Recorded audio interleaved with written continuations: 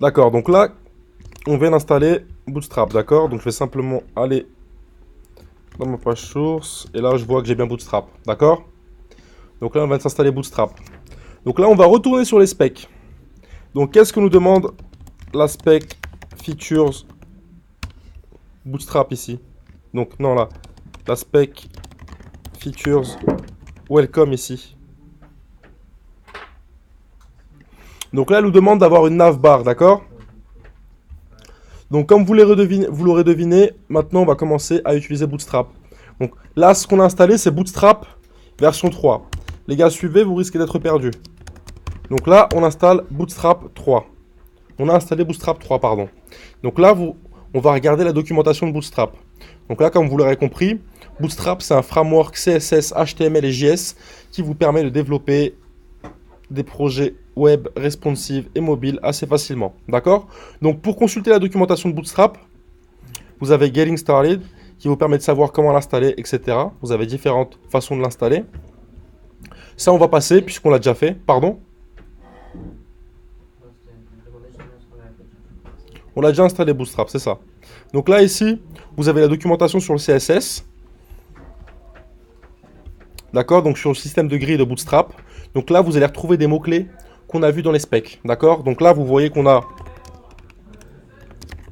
container, etc. etc. D'accord? Donc, pour la suite, vous pourrez faire Bootstrap 3, puis le nom de la classe qu'on vous demande. Vous avez vu qu'on avait container, par exemple. Vous pouvez taper Bootstrap 3 container et là directement rechercher container. Donc là, vous voyez que Bootstrap requires a containing element, donc ça, to wrap site contents. Donc ça va vous permettre comment dire, de wrapper le contenu de votre site internet. Donc là, vous comprenez que on a une classe qui s'appelle container sur Bootstrap, d'accord?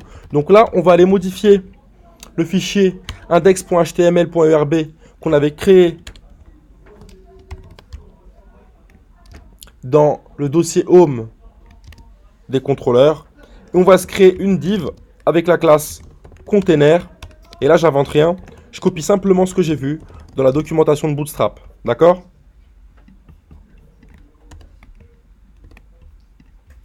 Donc là, j'indente mon code.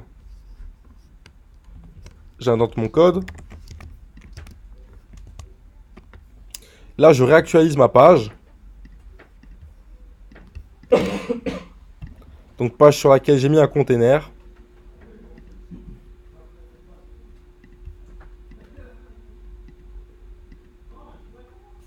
Donc là, j'ai bien mon container. En revanche, j'ai pas l'impression que Bootstrap soit installé. Donc, je vais simplement jeter un coup d'œil à mes assets, style sheets, application.scs. Ok. Ah, pardon. Il faut simplement que je le mette en point SCSS, SCSS. Je vais aller dans mon JavaScript.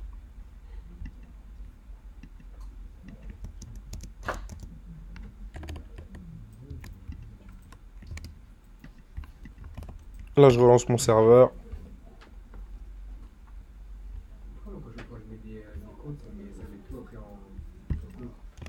Je regarderai après, ok? Donc là, vous voyez, j'ai bien Bootstrap d'installer. Du coup, là, on voit que ce qui est englobé dans ma div, dans la classe, est container. Donc là, on voit que container, en fait, c'est une classe qui fait 1170 pixels de largeur sur un écran d'une largeur minimale de 1200 pixels, d'accord? Vous verrez que container, selon la taille du device, il change de taille, d'accord? Donc sur mobile, il ne va pas faire 1170 pixels. Donc, qu'est-ce qu'on a d'autre maintenant? Dans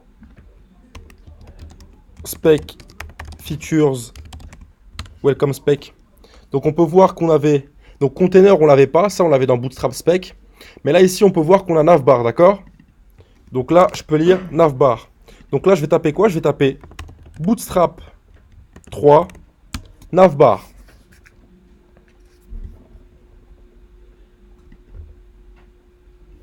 Donc là, je peux voir un exemple de navbar avec Bootstrap 3.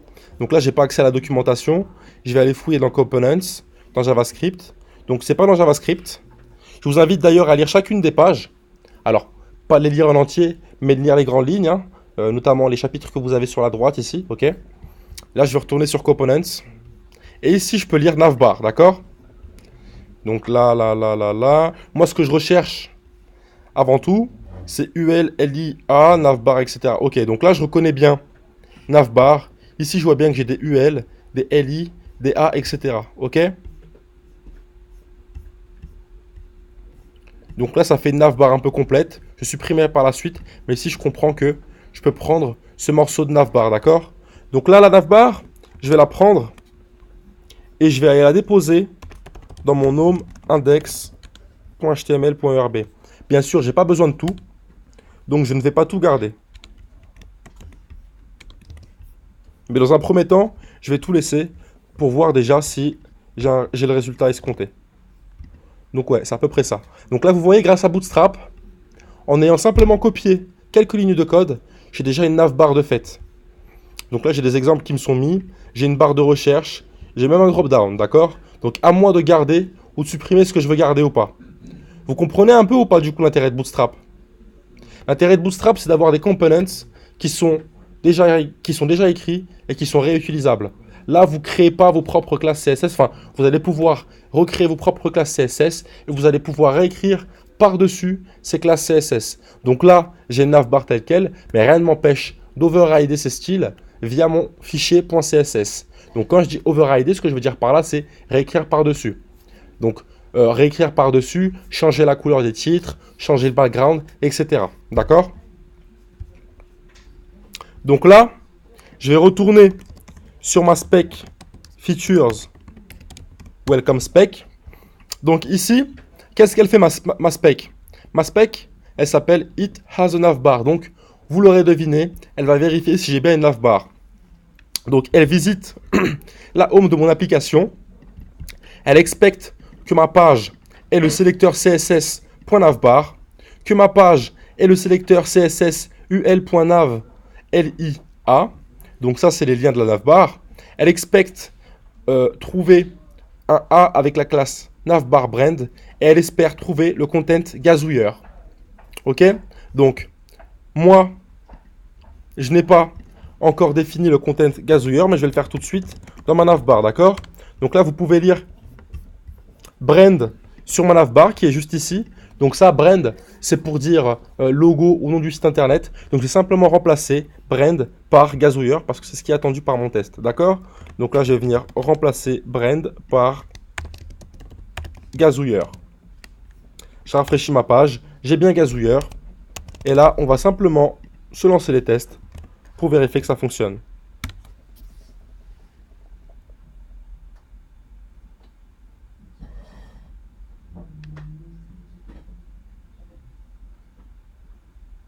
Donc voilà. Là, j'ai deux tests qui viennent de passer. D'accord? Les deux tests qui ne passent pas, c'est front page displays last gazouilles et front page displays trends. Ok? Donc, le test de la navbar, il est bien passé. Idem pour celui qui demandait your on gazouilleur. D'accord? Donc là, on vient de se faire ça par rapport à la navbar. Vous allez voir qu'il y a plein d'autres components sur Bootstrap. D'accord? Vous avez des icônes, vous avez drop-down, vous avez des groupes de boutons comme ceci. Vous avez quoi? Vous avez des breadcrumbs de déjà fait. Vous avez des styles de pagination. Vous avez plein de trucs. Vous avez des panels, des list groups. Vous avez plein de choses. Donc là, c'est la partie components. Donc c'est plus components HTML. Vous avez aussi une partie JavaScript. Et dans la partie JavaScript, vous allez avoir tout ce qui est modal, par exemple. Donc une modal, c'est quelque chose qui s'ouvre par-dessus votre fenêtre. Donc c'est ça, regardez. Donc tous ces trucs-là, grâce à Bootstrap, vous allez pouvoir le faire en copiant-collant quelques lignes de code. Donc en copiant-collant certes, mais à vous de modifier ces components à votre guise, d'accord? Modifier les styles, modifier les textes, ce que vous voulez y voir apparaître ou non. Là ici, moi sur Gazouilleur, j'ai tous ces items dans mon menu.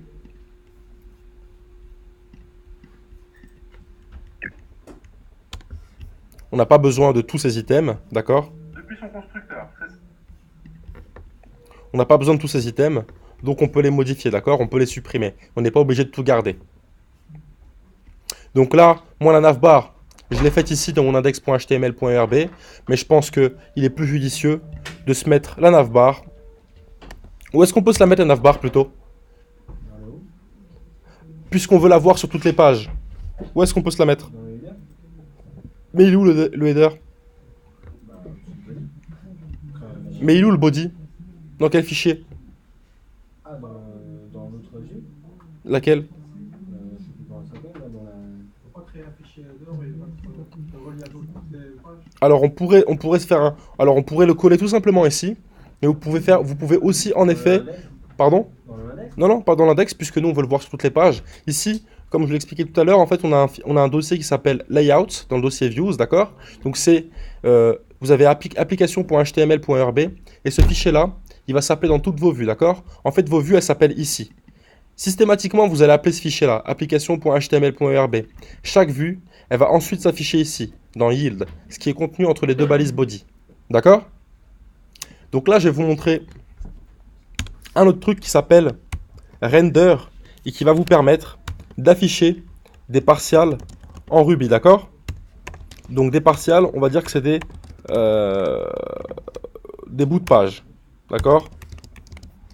Je vais vous montrer à quoi ça ressemble et vous allez comprendre. Donc un partial, c'est toujours le nom d'un partial, son fichier, il est toujours précédé par un underscore, d'accord? Donc là, je vais l'appeler header.html.rb. Vous allez voir, ça va prendre plus de sens dans quelques temps. Ici, je copie le contenu de mon partial. Ah oui, pardon. Il faut que je spécifie mon dossier. Tac, donc là on est dans le dossier layout slash header. Donc là vous voyez, ici, plutôt que de copier-coller tout mon code, qu'est-ce que j'ai fait? J'ai mis le contenu de mon header dans un partial, donc un fichier qui commence par underscore, et je l'ai affiché juste ici via la méthode render, d'accord? Donc render pour dire afficher, d'accord? Vous l'avez compris ou pas cette histoire de partial là? Ouais? Donc vous l'aurez deviné, on peut se faire la même chose pour le footer. Donc si je veux le faire pour le footer, qu'est-ce que je vais faire? La même chose. Hein? La même chose. Oui, la même chose, donc Underscore footer.html.erb. exactement. Donc ici dans mon layout, je vais créer un fichier qui s'appelle underscore. Mais jamais oublier l'underscore. Quand vous mettez l'underscore, Ruby on Rails comprend qu'il s'agit d'un partial, d'accord? Vous ne pourrez pas le render s'il n'y a pas l'underscore avant. Ruby on Rails ne comprendra pas que c'est un partial. Donc footer.html.erb. Dedans, je vais simplement mettre entre H5 footer, d'accord? Et je vais l'afficher en dessous de mon yield. Parce qu'encore une fois, vous l'aurez compris, c'est dans yield que votre vue, pour chaque contrôleur et pour chaque action, est appelée. D'accord? Donc ici, on va simplement se faire un render du footer qu'on vient de créer dans le dossier layouts. D'accord?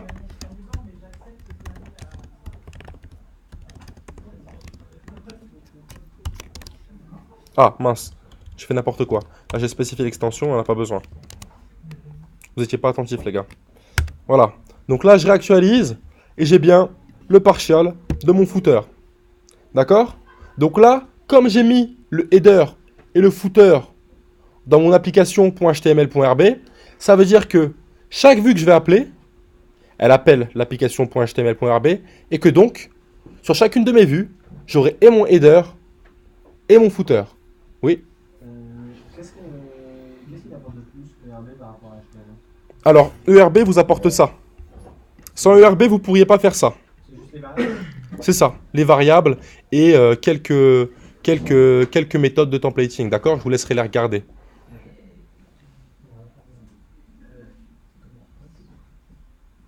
Mais en fait, là, le langage de votre page, c'est pas du HTML, c'est du ERB, d'accord? Donc, le ERB, il comprend HTML, mais pour que tout le monde comprenne bien qu'il s'agit de HTML, c'est une convention, on appelle nos fichiers .html.erb, même si c'est de l'ERB, d'accord? Qu'est-ce qu'on d'autre? Voilà. Donc là, on va se reconsulter.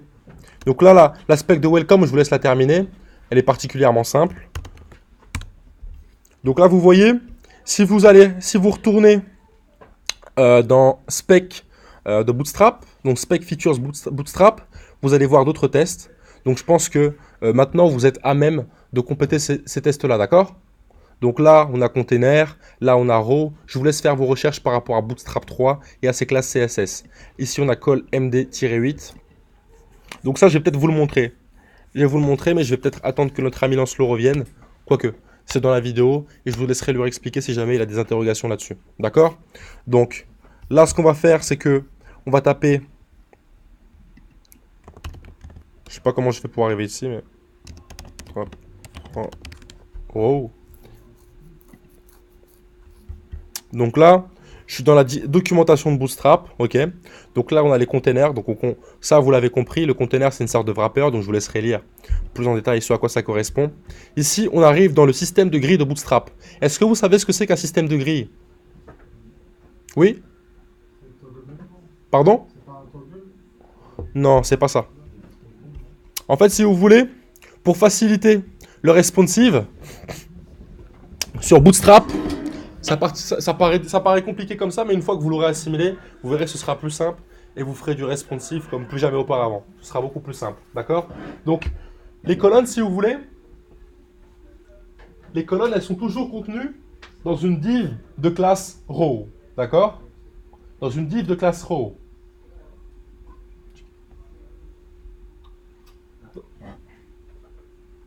Dans une div de classe row. Là, ce qu'il faut que vous compreniez, c'est qu'une row, c'est divisé, vous pouvez la diviser en 12 parties, d'accord? Donc là, vous avez une colonne, 2 colonnes, 3 colonnes, 4 colonnes, 5 colonnes, 6 colonnes, 7 colonnes. Vous avez 12 colonnes là, au total. D'accord?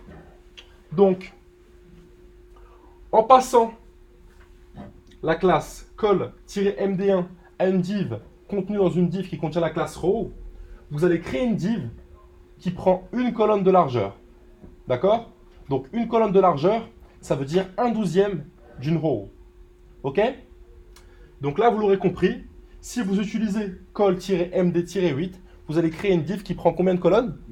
8 colonnes, exactement.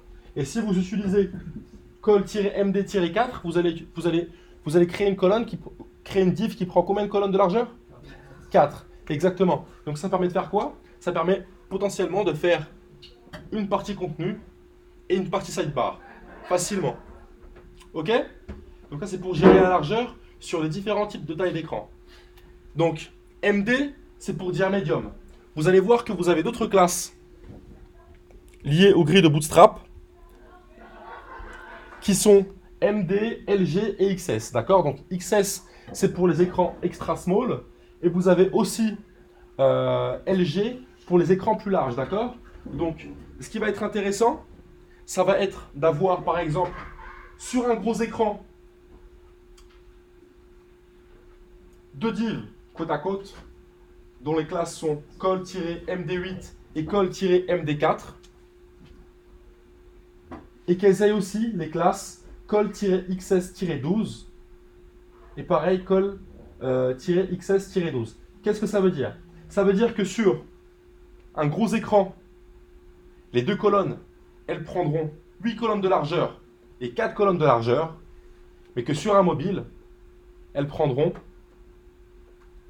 call-xs-12, elles prendront toute la taille. 12 colonnes de largeur, puisqu'une row est divisée en 12 colonnes.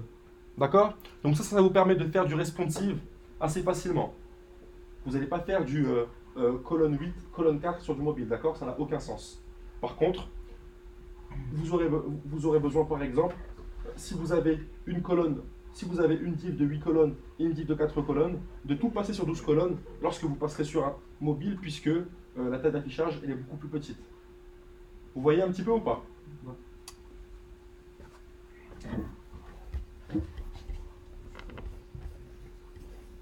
Donc je vous laisserai lire la documentation, mais là, ça y est, on l'a fait dans les grandes lignes. Vous êtes à même d'utiliser les fondamentaux de Bootstrap. D'accord? Donc là, on peut se faire celle-là ensemble si vous voulez. C'est sur la page d'accueil. Donc on veut que notre page, elle ait un container, un row, un call-md4 et un call-md-8. D'accord? Donc là, on va retourner dans home index html.erb. Dans notre container, on va se créer quoi? Pour diviser notre diviser en 8 en 12 colonnes. Un row, exactement. Donc là, on va créer une div dont la classe est row.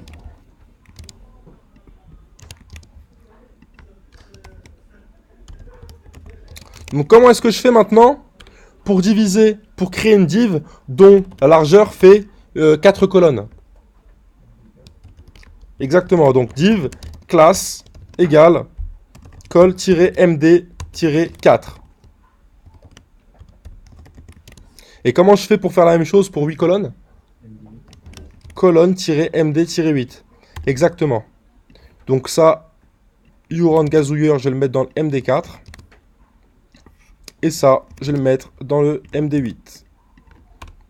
Là, je vais rafraîchir ma page. Et là, ça prend bien 4 colonnes. Et ici, ça prend bien 8 colonnes. Donc là, si je lance mon test sur la Bootstrap Spec, le premier test est censé passer. Donc, qu'est-ce qu'il regarde ce premier test? Il regarde, il va visiter ma page d'accueil, il va regarder que j'ai bien un container, que j'ai bien une row, que j'ai bien un col-md-4 et que j'ai bien un col-md-8. Une colonne-md-8. D'accord? Donc là, vous voyez bien, j'ai passé mon premier test. D'accord? Donc là, vous avez la classe Well. Je vous laisse regarder à quel component ça correspond. Et ici, j'ai la classe Jumbotron. D'accord? Donc là, les specs, elles vont simplement vérifier qu'il y a bien les classes. Donc même si vous mettez votre site n'importe comment, les tests vont passer. Mais vous imaginez bien que ce n'est pas l'objet de la piscine. D'accord? Donc si vous voulez repartir avec un tuteur fonctionnel, placez vos classes de manière cohérente. D'accord? Donc vous voyez là, on fait des specs en fait. Mais en fait, ce qui se passe, c'est que vous faites des specs, mais il y a un site internet qui est en train de se créer à côté, d'accord? La structure de l'application Ruby on Rails, là, c'est la structure de toutes les applications Ruby on Rails. D'accord? Donc là, vous repartez avec une application Ruby on Rails faite from scratch. Là, vous faites réellement du développement. Ça s'appelle du développement en TDD, ça, d'accord? Donc il y a des gens qui développent de cette manière-là. Donc là, vous repartez vraiment avec une application Ruby on Rails. Demain, si vous avez besoin de recréer une application en Ruby on Rails, vous pourrez repartir de cette base pour en créer un. D'accord?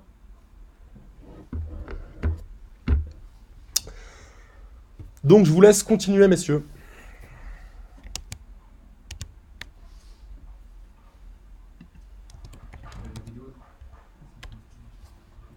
Pardon? Ah oui, c'est vrai.